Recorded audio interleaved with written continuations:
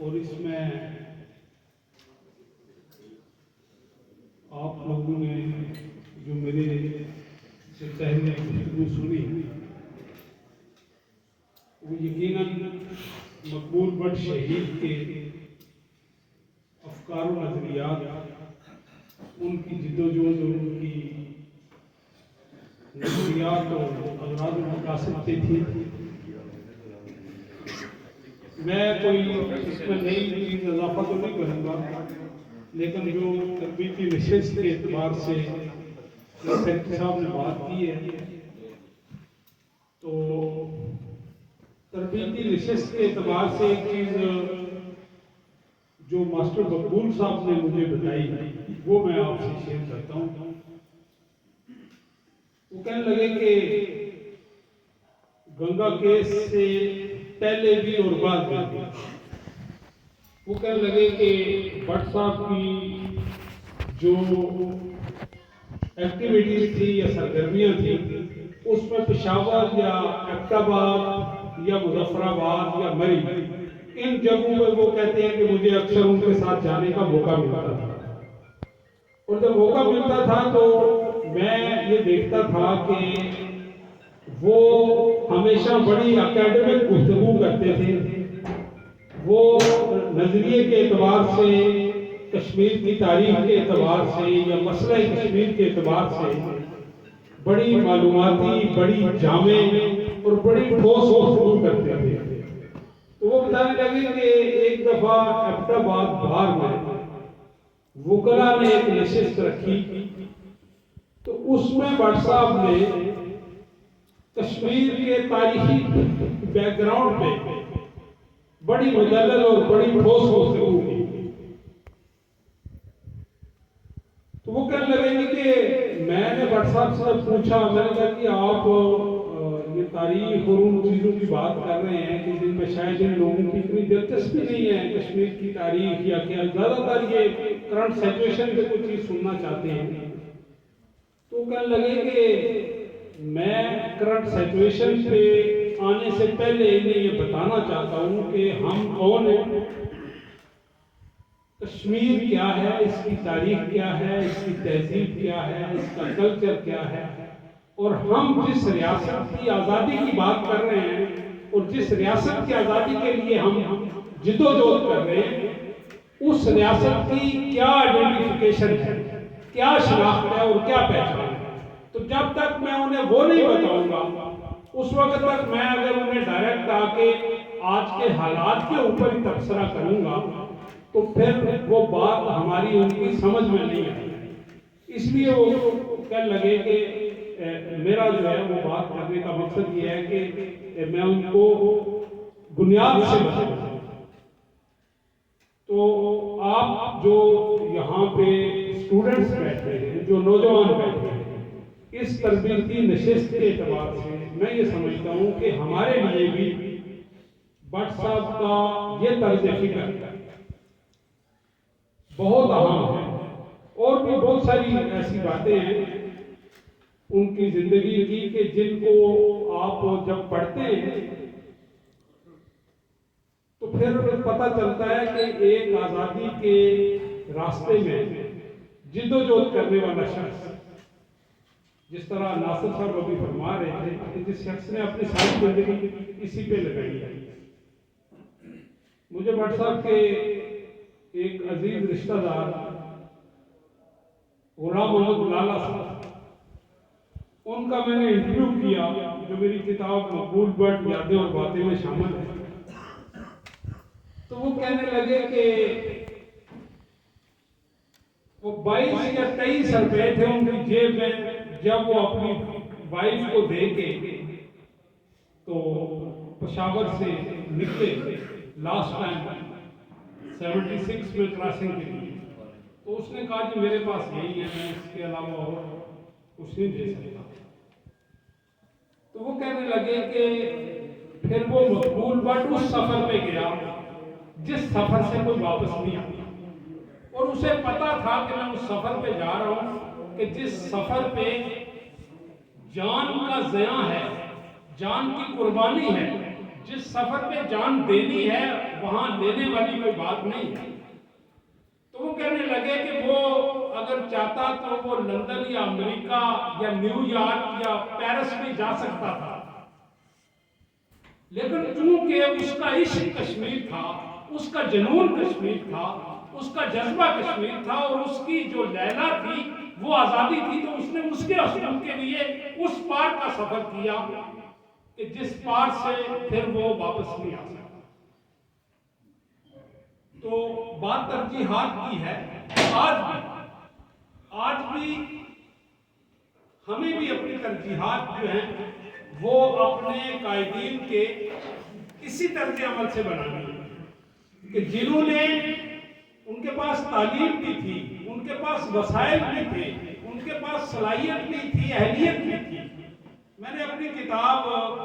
برگ چنار میں ایک واقعہ لکھا ہے جس میں کچھ دوستوں نے اس کا بہت برا منایا، لیکن میں نے کہا کہ میں نے ایک تاریخ کی امانت تھی، تاریخ کے سپرد کی۔ سردار ابراہیم صاحب، راجہ مظفر صاحب امریکہ میں موجود ہیں، باحیات ہیں، انہوں نے تصدیق بھی کی۔ لوگوں نے ان سے پوچھا، انہوں نے کہا کہ یہ سعید اسد نے جو لکھا ہے صحیح لکھا ہے؟ انہوں نے کہا کہ بالکل صحیح لکھا ہے، اس لیے کہ سردار ابراہیم صاحب نے اپنے آفیشل دفتر میں، صدارتی آفس میں بیٹھ کے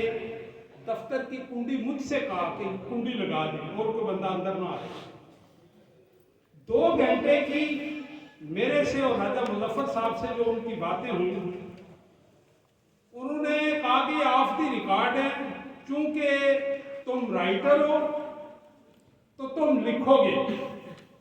لیکن انہوں نے کہا کہ میرے سے وعدہ کرو سعید اسد کہ میری زندگی میں نہیں لکھو گے، اس لیے کہ جو باتیں میں بتانے لگا ہوں یہ بڑی ٹف ہے، اور چونکہ ہم جو سیاست کر رہے ہیں وہ کوئی سچ کی سیاست نہیں ہے، یہ مفادات اور پیٹ کی سیاست ہے جو میں کر رہا ہوں اور قیوم خان کر رہا ہے۔ تو اس لیے انہوں نے کہا کہ آج جس شخص کے نام پہ آپ آئے ہو اور جس بات پہ میرے پاس آئے ہو، میں چاہتا ہوں کہ میں کھل کے بتاؤں آپ کو کہ یہ کشمیر اور کشمیر کے لیے زندگیاں دینے والے تھے۔ تو میں نے وہ سردار ابراہیم صاحب کی پھر ڈیتھ کے شاید میرا خیال ہے کہ 22-23 سال پڑھتے ہیں، 22-23 سال بعد یہ میری کتاب چھپی ہے، تو میں نے پھر اس میں انہوں نے مجھ سے وعدہ لیا کہ آپ میرے مرتے ہوئے باہر جا کے بھی شیئر نہیں کریں گے اور لکھیں گے بھی، لیکن جب میں مر جاؤں تو پھر آپ لکھ دینا۔ تو وہ 22 صفحے کی گفتگو ان کی آف دا ریکارڈ کے عنوان سے برگ چنار کتاب میں نے لکھی ہے، اور اس کا جو نچوڑ ہے وہ ساری چیزیں بڑی اہم چیزیں ہیں آپ کے پڑھنے والی ہیں۔ جو بات آج کی مناسبت سے وہ یہ ہے، انہوں نے کہا کہ کشمیر کے لیڈر کشمیری قوم کے رہنما دو، بس ایک مقبول بٹ تھا اور دوسرا KH خورشید۔ انہوں نے کہا کہ شیخ عبداللہ کا بھی، انہوں نے فاروق عبداللہ اور عمر عبداللہ کا بھی، غالباً عمر عبداللہ یا فاروق عبداللہ ان دنوں بھی چیف منسٹر تھے اس بار، یہ 97 یا 98 کی بات ہے، میں نے وہاں ڈیٹ لکھی ہوئی ہے۔ وہ کہنے لگے کہ فاروق عبداللہ اور اس کی اولاد، قیوم خان اور اس کی اولاد، اور ابراہیم خان اور میرے خالد ابراہیم اور آگے اس کی اولاد، انہوں نے کہا کہ ہمارا مقصد صرف اور صرف اقتدار تھا، جس کی خاطر ہم نے ریاست بھی توڑی، ہم نے ملک بھی توڑا، اس کے ٹکڑے کیے، اور ان ٹکڑوں کے اوپر سری نگر اور مظفر آباد کی جو تھی اسلام آباد اور دہلی کی خوشنودی، اس کے لیے ہم ٹکڑوں پہ پلے۔ انہوں نے کہا ہم صرف ہم نہیں، انہوں نے کہا ہماری اب تیسری نسل جو ہے وہ ہماری اس سیاست کا جو ہے نا وہ کمائی جو ہے وہ کھا رہی ہے، لیکن انہوں نے کہا یہ کشمیر کی سیاست نہیں تھی۔ انہوں نے واضح کہا، انہوں نے کہا ہماری لڑائی اور ہماری جنگ کشمیر کی نہیں تھی، کشمیر کے لیے جو 2 لوگ لڑے، انہوں نے کہا کہ ایک کو تہاڑ جیل میں ہندوستان نے پھانسی دے دیا اور دوسرے کو گوجرانوالہ کے چوک میں ایک پری پلان ایکسیڈنٹ کر کے اس کو موت کی نیند سلا دیا۔ تو انہوں نے کہا کہ ان 2 بندوں کو سلانے کے بعد दिल्ली और इस्लामाबाद को पूरा यकीन था कि अब कश्मीर के जो हमने टुकड़े और किए पांचे किए हैं, बस अब ये इसी तरह मेंटेन रहेंगे और अब हमने कोई मज़ामती आवाज़ जो है वो उठने की पोजीशन में नहीं छोड़ी। उन्होंने इसके आखिर पे तजिया करते हुए ये कहा, लेकिन मुझे इस बात की खुशी है कि खुद मुख्तार कश्मीर का नजरिया जो है वो हिंदुस्तान और पाकिस्तान की तवक्कुआत से कई गुना बढ़ के फैला है और फैलेगा। और उन्होंने ये भी कहा, अपनी बुक में उन्होंने लिखा भी है कश्मीर सागा में, उन्होंने कहा कि मेरी ये बात नोट कर ले कि कश्मीर का मसला जब भी हल होना है तो रियासत जम्मू कश्मीर की आज़ादी और खुद मुख्तारी की सूरत में हल होना है। तकसीम की सूरत में अगर ये हल होता तो मकबूल बाट के बाद ये खत्म हो जाता सिलसिला और कोई इसका नाम ना लेता। लेकिन उन्होंने कहा कि मुझे पता है कि आज मेरा और कयूम खान का दौर गुजर चुका है, हमारे नजरियात को अब कोई नहीं मानेगा। अब कश्मीर की नई नस्ल जो है वो मकबूल भट्ट के नजरियात को मानेगी और KH खुर्शीद के नजरियात को मानेगी, और जिन नजरियात का खुलासा और लुबे लबाब यही था कि रियासत जम्मू कश्मीर को एक आजाद, बाख्तियार, खुद मुख्तार और साबना रियासत बनाना। लेकिन उन्होंने कहा कि इसके लिए अभी कुर्बानियां देनी पड़ेंगी और मुझे उम्मीद है कि नई नस्ल देगी, हमारा तो टाइम खत्म है। उन्होंने कहा कि हमारा टाइम खत्म है, मैं 50 साल पहले भी इस कुर्सी पे बैठा था सदारत की और आज 50 साल के बाद भी बैठा हूँ, लेकिन मैं सिर्फ इस कुर्सी के लिए हूँ, जिंदा हूँ, कुर्सी के अलावा मेरा और कोई टाल गया। तो बात यह है कि जो गवाही है वो अपने मुंह देने के बजाय जब कोई दूसरा देता है तो वो ज्यादा मोतबर होती है। तो मकबूल भट्ट शहीद का जो रास्ता है, जो उनका नजरिया है, उसके ऊपर हमें अपनी पूरी ताकत के साथ, पूरी कुव्वत के साथ, पूरी जुर्रत, दलेरी और बेबाकी के साथ और किसी मसलहत और किसी खौफ को खातिर में न लाते हुए आगे चलना है। और ये दुरुस्त है कि कश्मीर के मसले का और कोई हल है ही नहीं है और किसी और हल को कश्मीरी कौम कभी भी तस्लीम नहीं करेगी। सिर्फ और सिर्फ रियासत जम्मू कश्मीर के लोगों को एक आज़ाद और बाख्तियार मुल्क कायम करके अपनी सॉवरेनिटी के साथ जिंदा रहने का हक है। और उसके लिए ये दोनों पड़ोसी साम्राज्य मुल्क, ये दो, उसमें मैंने अपने उस बुक में लिखा है एक जन्नत दो शैतान, तो वो भी पढ़े। ये दो शैतान जो है ये इंशाल्लाह अपने अंजाम को पहुंचेंगे। आप हालात और वाकयात को देखते रहें और इसके ऊपर नजर रखें और उस पर अपनी स्ट्रेटेजी, अपनी हिकमत अमली और अपनी कुव्वतों को यकजा करते रहें।